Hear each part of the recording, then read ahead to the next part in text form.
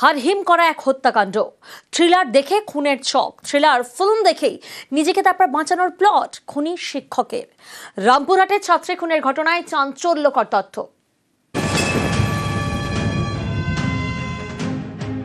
বীরভূমের রামপুরহাটে ক্লাস 7-এর ছাত্রীকে নির্যাতন করে খুন, দেহ টুকরো টুকরো করে ফেলে দেওয়া হয় খালে। এই ঘটনায় চাঞ্চল্যকর তথ্য পুলিশের হাতে। তারা জানতে পেরেছে থ্রিলার মুভি দেখে ছাত্রীকে খুনের ছক কষে তারই স্কুলের শিক্ষক মনোজ কুমার পাল। সেই সব ক্রাইম থ্রিলার দেখে নিজেকে বাঁচানোর ছক কষে।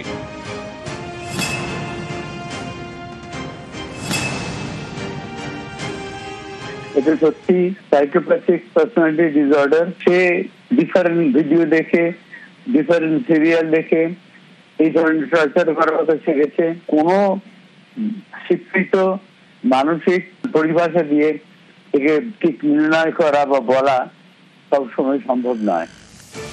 অভিযুক্ত শিক্ষক মনোজ কুমার পালকে জেরা করে মিলেছে চাঞ্চল্যকর তথ্য। শিক্ষকের ফোনের সার্চ হিস্ট্রি খতিয়ে দেখেন তদন্তকারীরা। দেখা গেছে বিভিন্ন ক্রাইম থ্রিলার সার্চ করেছিল শিক্ষক মনোজ কুমার পাল। দেহ টুকরো টুকরো করার পর তাতে যাতে পচন না ধরে তার জন্য কেমিক্যালও ব্যবহার করে। এরপর দেহ 3টে বস্তায় ভরে ফেলে দেয় খালে। ঘরে রক্তের দাগ মুছতে ব্যবহার করে স্পিরিট। এখানেই শেষ নয়, নৃশংসতার আরও প্রমাণ পেয়েছেন তদন্তকারীরা। জানা গেছে ছাত্রীকে ঘুমের ওষুধ খাইয়েছিল শিক্ষক। অভিযোগ, বেহুঁশ করে নির্যাতন চালাতো। জ্ঞান ফিরলে পালিয়ে যাওয়ার চেষ্টা করে ছাত্রী, তখন ছাত্রীর গলায় দড়ি পেঁচিয়ে খুন করে শিক্ষক। ধর্ষণের প্রমাণ যাতে না মেলে তার জন্য নৃশংসভাবে ছাত্রীর যৌনাঙ্গ ধারালো অস্ত্র দিয়ে ক্ষতবিক্ষত করে। গত 28 অগস্ট থেকে নিখোঁজ ছিল রামপুরহাটের ক্লাস 7-এর ছাত্রী। তদন্তকারীদের দাবি, ওই দিন রাতেই বাড়ির এক সময়ের পরিচারিকাকে ফোন করে ডাকে শিক্ষক। সেদিন তিনি যাননি। পরদিন ওই পরিচারিকা শিক্ষকের বাড়ি যান। ছাত্রীর টুকরো টুকরো দেহ বস্তায় ভরতে দেখেন। বৃহস্পতিবার ওই পরিচারিকার গোপন জবানবন্দি নেয় রামপুরহাট মহকুমা আদালত।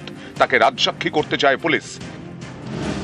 এদিকে ধৃত শিক্ষকের বাড়ি থেকে উদ্ধার হয়েছে মরফিন, সেক্স বাড়ানোর ওষুধ, গর্ভনিরোধক ট্যাবলেট, সিগারেট, মদ, চপার, রক্তমাখা দা। ওয়েপন্স গুলো ব্যবহার করা হয়েছিল, সেই ওয়েপন্স গুলো রিকভারি হয়ে গেছে এবং সেগুলোকেও অলরেডি আমরা FSL এ অলরেডি পাঠিয়ে দেওয়া হয়েছে। চোপার রিকভারি হয়েছে, লোহার দা রিকভারি হয়েছে, আরো অনেক কিছু এলিমেন্টস এই ক্রাইমের সঙ্গে যুক্ত সমস্ত কিছু ইনভেস্টিগেশন এজেন্সি সেগুলো সিজ করেছে। রামপুরহাট থেকে Akshay Dibar, news 18 Bangla. Panskura super speciality হাসপাতালে স্বাস্থ্যকর্মীকে ধর্ষণের অভিযোগ। ধৃত জাহির আব্বাস খানের একের পর এক কীর্তি ফাঁস। অভিযোগ, হাসপাতালে বসেই চাকরি বিক্রির কারবার ফেঁদেছিল এই জাহির। অস্থায়ী কর্মীর চাকরির জন্য তাকে দিতে হতো প্রায় 4 লক্ষ টাকা। আর সেই হয়ে উঠেছিল অস্থায়ী কর্মীদের বিগ বস।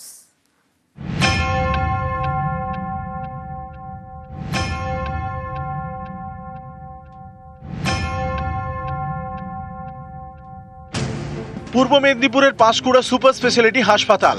এই সরকারি হাসপাতালের স্টোর রুমে এক স্বাস্থ্যকর্মীকে ধর্ষণের অভিযোগে সম্প্রতি গ্রেপ্তার করা হয় ফ্যাসিলিটি ম্যানেজার জাহির আব্বাস খানকে।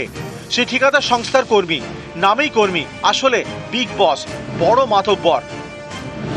অভিযোগ, সরকারি হাসপাতালে বসে ঠিকা কর্মীর চাকরি বিক্রি করত জাহির।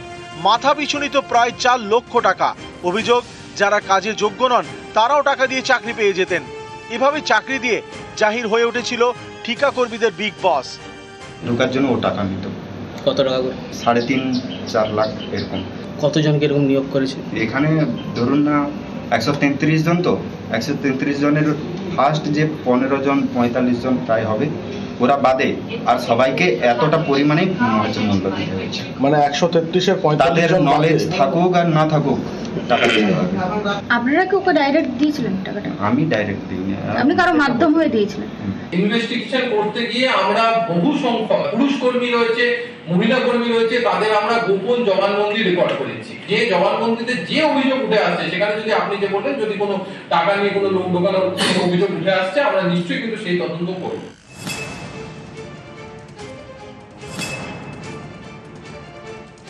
বড় নেতা, তৃণমূলের মাথায় হাত আছে, কদিন পরে জামিনও পেয়ে যাবে। জাহির আব্বাসের সঙ্গে তৃণমূল কংগ্রেসের কোনো যোগাযোগ নেই। এর পিছনে তৎকালীন তৃণমূল কংগ্রেসের নেতা, আজকে বিজেপির নেতা তরুণ ভট্টাচার্য যুক্ত আছে। পাঁশকুড়া সরকারি হাসপাতালে স্বাস্থ্যকর্মী ও নিরাপত্তা কর্মী নিয়োগ করে একটি ঠিকা সংস্থা। সেই সংস্থারই কর্মী জাহির আব্বাস খান। জাহিরের গ্রেপ্তারের পর থেকে একে একে মুখ খুলতে শুরু করেছেন হাসপাতালের অন্য কর্মীরা। জাহিরের বিরুদ্ধে আগেও ধর্ষণের অভিযোগ উঠেছে, জেলেও যেতে হয়েছে। এমন ব্যক্তিকে কিভাবে হাসপাতালে নিয়োগ করা হলো তা নিয়ে প্রশ্ন তুলেছেন অনেকেই। পাঁশকুড়া থেকে ক্যামেরায় সর্বানন্দ মিশ্রর সঙ্গে সুজিত ভৌমিক, নিউজ 18 বাংলা। মাসখানেক আগে কাছ থেকে ছাঁটাই, অভিযোগ সেই আক্রোশেই ব্যবসায়ীর উপর হামলা। হাঁসুয়া দিয়ে এলোপাথারি কোপ, বাদ গেল ব্যবসায়ীর বাঁ হাতের কবজি। জলপাইগুড়ির ঘটনায় অভিযুক্ত যুবক গ্রেফতার।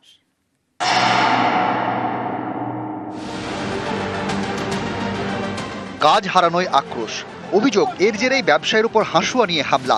ধারালো অস্ত্রের কোপে বাদ গেল ব্যবসায়ীর বাঁ হাতের কবজি।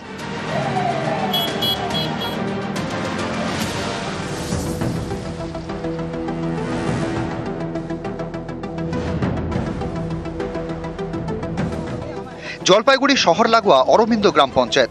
এখানকার মোহিতনগরের বাসিন্দা পিন্টু দেবনাথ। তামাক পাতা এবং জ্বালানি কাঠের ব্যবসা। পিন্টুর কাছে কাজ করেন প্রায় 12 জন। তারই একজন প্রসূন দাস। অভিযোগ কাজে গাফিলতির অভিযোগে সম্প্রতি তাকে ছাঁটাই করেন পিন্টু।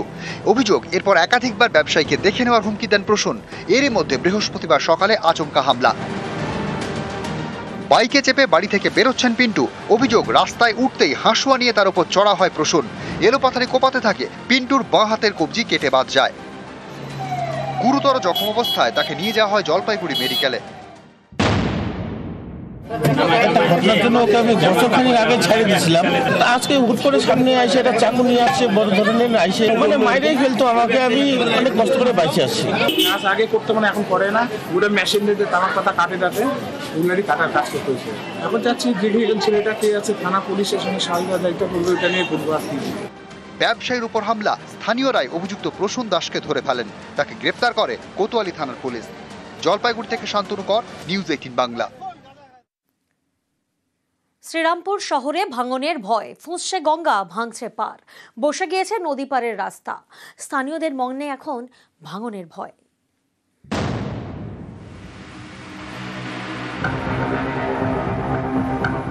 গঙ্গার পাড়ে ফাটল,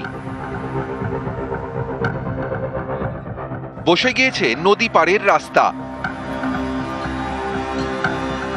হুগলির শ্রীরামপুর শহরে ভাঙন আতঙ্ক।